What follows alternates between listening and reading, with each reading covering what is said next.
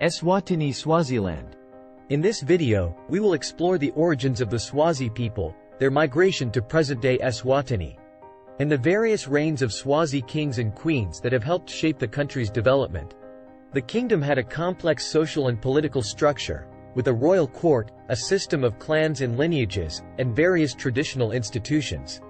The Swazi people are a Bantu ethnic group that originated in East Africa and migrated to southern Africa around the 15th century. They settled in the area that is now present-day Eswatini, establishing the Swazi kingdom in the mid-18th century.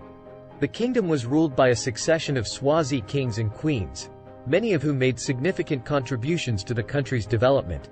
For instance, King Sobhuza I was crucial in expanding the Swazi kingdom's territory, while King Mswati II established closer ties with the British Empire. The Swazi kingdom has had several queens throughout its history. In Swazi culture, the queen, or Indlovakazi, is an important figure who plays a crucial role in the monarchy and the country's governance. Despite the Swazi kingdom's autonomy, European colonial powers began to influence the country during the late 19th century. The British Empire colonized Eswatini and established a protectorate over the country in 1902.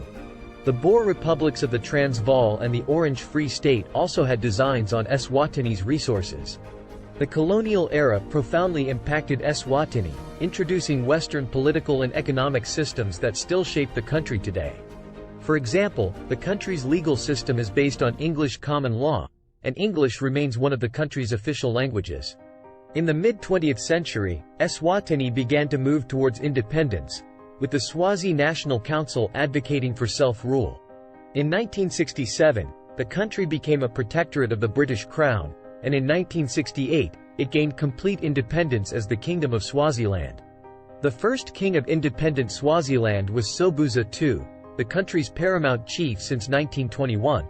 Sobhuza II played a crucial role in shaping Swaziland's post-independence politics and society. He introduced a unique system of governance called Tinkhundla, which combined traditional Swazi institutions with democratic principles. Under Tinkhundla, local councils are elected by the people, and the king appoints a prime minister and cabinet members. The system has been criticized for being undemocratic and for stifling political opposition. One of the most famous queens in Swazi history was Labachibeni Mdluli, who reigned from 1925 to 1941. Labachibeni was the wife of King Sobhuza II and served as regent for her son, King Mswati II, after Sobhuza II died in 1982. Labachibeni is remembered for her leadership during a difficult period of political and economic instability in Swaziland. In 2018, the country underwent a name change and became the Kingdom of Eswatini. The name change was meant to reflect the country's cultural identity and to distinguish it from Switzerland, with which it was sometimes confused. Today, Eswatini is a constitutional monarchy with a king as the head of state. The current reigning king is Mswati III, who ascended to the throne in 1986. The current queen is Queen Ntombi, the wife of King Mswati III. Queen Ntombi has been active in several charitable and social causes in Eswatini, particularly in healthcare and education. The Incwala ceremony is an important cultural and spiritual event in Swazi culture, held annually in Eswatini during the Southern Hemisphere's winter solstice. The ceremony is a celebration of the king's power and the renewal of the kingdom.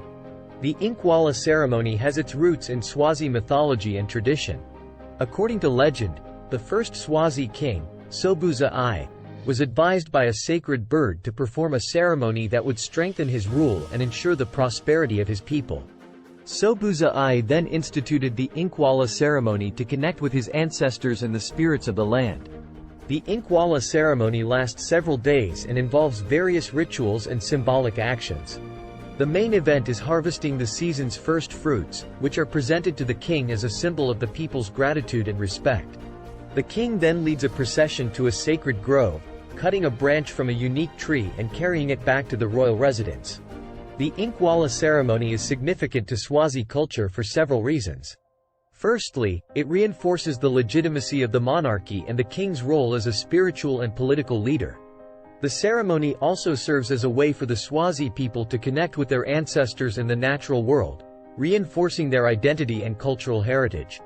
Finally, the Incwala ceremony is a time for social cohesion and community building, as Swazi people from all walks of life come together to celebrate their shared history and traditions.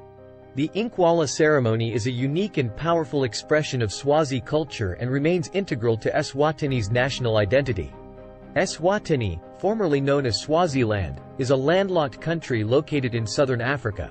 South Africa borders it to the west and Mozambique to the east. The country has a total area of about 17,364 square kilometers, 6,704 square miles, and is roughly the size of New Jersey in the United States. The capital city of Eswatini is Mbabane, located in the western part of the country. Mbabane is a small city with a population of around 100,000 people. It is the administrative center of Eswatini and the seat of government. However, Eswatini also has a second administrative capital city, Lobamba, which is located about 15 kilometers, 9 miles, to the southeast of Mbabane. Lobamba is the traditional and spiritual capital of Eswatini, where the royal family resides. Mbabane and Lobamba are relatively small compared to other African capital cities but play essential roles in Eswatini's political, economic, and cultural life. The country's economy heavily depends on its exports, particularly sugar and wood pulp. We hope this deep dive into the country's past and present has been informative and educational.